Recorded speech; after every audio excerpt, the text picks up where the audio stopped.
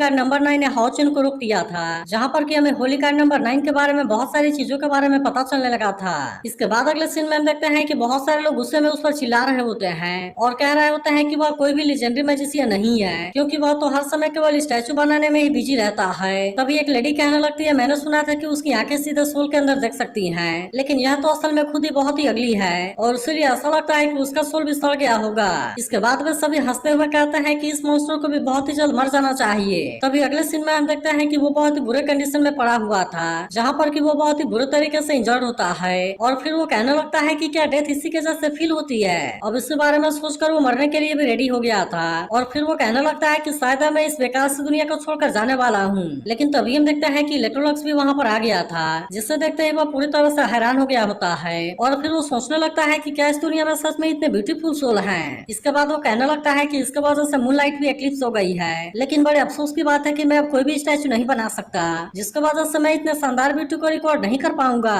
लेकिन तभी हम देखते हैं कि इलेक्ट्रोलक्स ने भी इसे देख लिया था और फिर वो तुरंत ही अपने पावर का यूज करके उसे अपने तरफ खींचने लगता है। जिसके बाद वो हाओचन से कहने लगता है कि मैं तो मास्टर इलेक्ट्रोलक्स के बारे में कभी भी नहीं समझ पाया, इसलिए मैं जानना चाहता हूँ कि क्या तुम उनके बारे में समझ गए हो। जिसके बाद इस पर हाओचन उससे कहने लगता है कि सीनियर, मैं तो अभी उनके बारे में कुछ भी नहीं समझता और उस समय मैं यहाँ पर केवल स्टाइल को कंप्लीट करने के लिए आया हूँ। लेकिन यह सुनते ही होली गार्ड नंबर 9 इसके ऊपर बहुत ही ज्यादा गुस्सा हो गया था और फिर वो इस पर अपने पावर का यूज करते हुए कहता है कि तुमने उनके इनहेरिटेंस को हासिल कैसे कर लिया और इसीलिए मैं तुम्हें इस स्टाइल को पास कैसे करने दे सकता हूँ। तभी हाओचन को पता चलता है कि वो इसके पावर की वजह से फ्रीज हो गया है और इसीलिए वो अपने जगह से हिल भी नहीं पा रहा था। लेकिन तभी हम देखते हैं कि होली गार्ड नंबर 9 फिर से इस पर अपने किसी पावर का यूज करने लगता है, जिसकी मदद से उसने हाओचन के बारे में बहुत कुछ जान लिया था। इसके बाद वो कहने लगता है कि मैंने तो तुम्हारे सोल में देख लिया, लेकिन मुझे लगता है कि तुम्हारे सोल में कोई भी स्पेशल चीज नहीं है और इसीलिए लाइट्स और डिवाइन स्प्रिंग ब्रेथ के होने का मतलब क्या है। लेकिन हम देखते हैं कि हाओचन इस पर उससे कुछ भी नहीं कहता। जिसके बाद होली गार्ड नंबर 9 कहने लगता है कि क्या तुम्हारे सोल में कोई ऐसी चीज है जो कि सच में पूरी तरह से तुमसे बिलोंग करती है।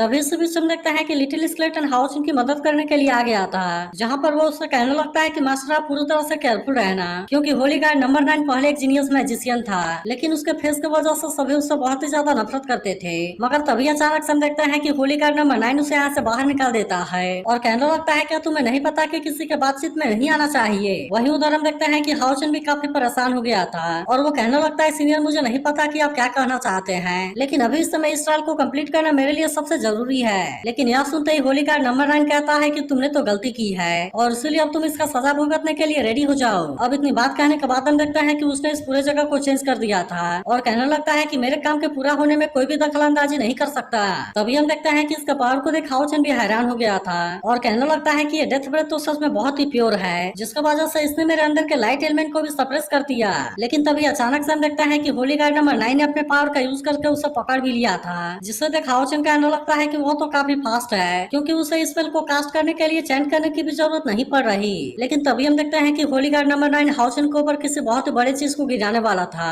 जिससे देख हाओचन भी अपने आप को बचाने के लिए रेडी हो जाता है और इसीलिए वो इसके कैद से खुद को किसी तरह से आजाद करा लेता है। लेकिन तभी हम देखते हैं कि होली गार्ड नंबर 9 फिर से अपने पावर का यूज करके इस पर अटैक करने लगा था और वो कहने लगता है कि तुम तो बहुत ही लूजर हो। लेकिन इसके बाद भी हम देखते हैं कि हाओचन इतना आसानी से उसके सामने हार मानने वाला नहीं होता, इसीलिए वो इसके अटैक से खुद को किसी तरह से बचाने लगता है और इसके अलावा हम देखते हैं कि वो इसके ऊपर अटैक करने की भी कोशिश कर रहा था। लेकिन इसके बाद भी हम देखते हैं कि होली गार्ड नंबर 9 बहुत ही खतरनाक तरीके से अटैक करने लगता है, जिससे तक हाओचन कहने लगता है कि कॉम्बैट एबिलिटी का कम होना मैजिशियन की कमजोरी होती है, इसीलिए मुझे उसके नजदीक में जाने के लिए कोई तरीका खोजना होगा ताकि इस तरह से मैं उसके ऊपर अटैक करके उसे हरा सकूं। लेकिन तभी हम देखते हैं कि होली गार्ड नंबर 9 फिर से अपने पावर का यूज करके अटैक करने के लिए रेडी हो गया था और वो अपने पावर का यूज करके एक बहुत ही बड़े स्टोन के नीचे दबाने वाला होता है। लेकिन इसके बाद भी हम देखते हैं कि हाओचन बहुत ही आसानी से वहां से बचकर निकल गया था, इसीलिए होली गार्ड नंबर 9 इस बार भी उसका कुछ नहीं कर पाता। तभी इसी बीच हम देखते हैं कि हाओचन भी इसके ऊपर अटैक करने के लिए आने लगता है, लेकिन होली गार्ड नंबर 9 ने इसके अटैक को बहुत ही आसानी से रोक लिया था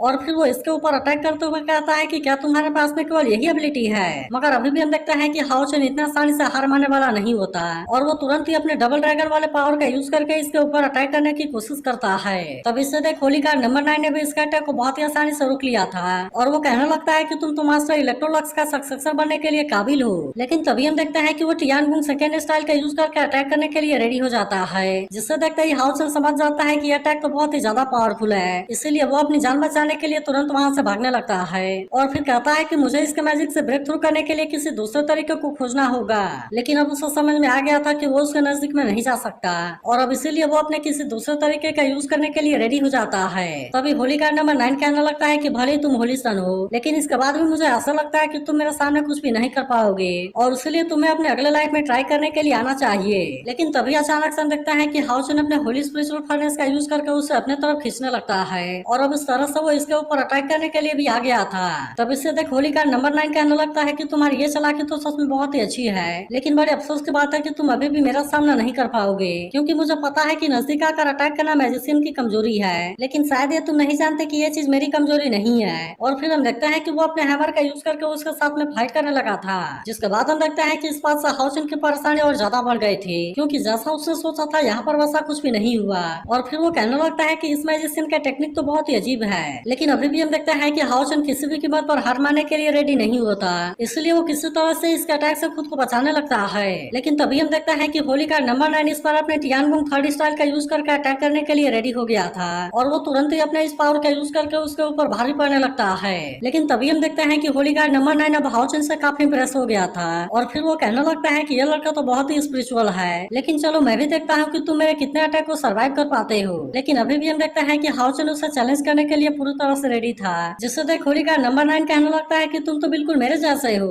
लेकिन तभी अचानक से हम देखते हैं कि वो और भी खतरनाक तरीके से अटैक करने लगता है और कहता है कि अच्छा होगा कि तुम मेरे सामने हार मान लो। लेकिन इसके बाद भी हम देखते हैं कि हाउचन इतना आसानी से हार मानने वाला नहीं होता और फिर वो कहता है कि अगर मौत भी मेरे सामने होगा तो मैं हार नहीं मानूंगा। अब इतनी बात कहने के बाद हम देखते हैं कि वो अपने फुल पावर का यूज करके अटैक करने के लिए रेडी हो गया था, जिससे देख होली कार्ड नंबर 9 भी कहने लगता है कि वो तो अपने फुल पावर का यूज करके अटैक करने के लिए रेडी है और इसलिए मैं इस बात से काफी खुश हूँ। इसके बाद हम देखते हैं कि वो अपने हेवनली वर्ल्ड के फोर्थ स्टाइल का यूज करके अटैक करने के लिए रेडी हो गया था, जहाँ अब एक बहुत ही पावरफुल स्पीयर हाउचन के ऊपर अटैक करने के लिए आने लगती है। लेकिन इसके बाद भी हम देखते हैं कि हाउचन को इसके बारे में बिल्कुल भी कोई चिंता नहीं होती और वो भी अपने टियान यांग 3 फाइनल्स के पावर का यूज करके अटैक करने के लिए रेडी हो जाता है और इस तरह से हम देखते हैं कि वो ग्लोरी सन जजमेंट के पावर का यूज करके अटैक करने के लिए रेडी हो जाता है। लेकिन वहीं अब होली कार्ड नंबर 9 भी अटैक करने के लिए रेडी हो गया था और अब इसीलिए इन दोनों के पावर के बीच में यहाँ पर बहुत ही शानदार टक्कर होती है। लेकिन हम देखते हैं कि इसमें से होली कार्ड नंबर 9 का अटैक बहुत ही ज्यादा पावरफुल था, इसलिए हाउचन इसके अटैक के सामने ज्यादा कुछ नहीं कर पाया होता।